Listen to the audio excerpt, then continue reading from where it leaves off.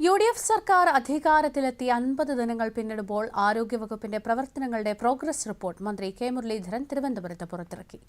50 ദിവസങ്ങൾക്കിടെ ചെയ്ത കാര്യങ്ങളും സ്വീകരിച്ച നടപടികളും തീരുമാനങ്ങളും ഉൾക്കൊള്ളുന്നതാണ് പ്രോഗ്രസ് റിപ്പോർട്ട്. സർക്കാർ പ്രവർത്തനങ്ങൾക്ക് പിന്തുണ നൽകിയവർക്ക് മന്ത്രി ചടങ്ങിൽ നന്ദി അറിയിച്ചു.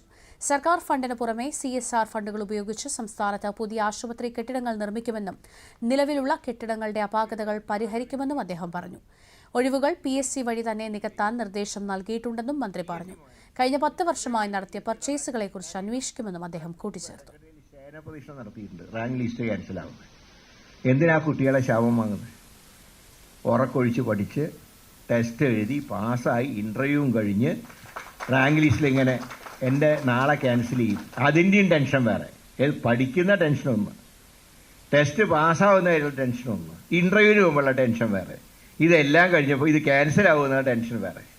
അതുകൊണ്ട് എല്ലാ ഒഴിവുകളും PSC മുഖേന തന്നെ ഫില്ലപ്പ് ചെയ്യാനുള്ള നിർദ്ദേശം കൊടുത്തു കഴിഞ്ഞു.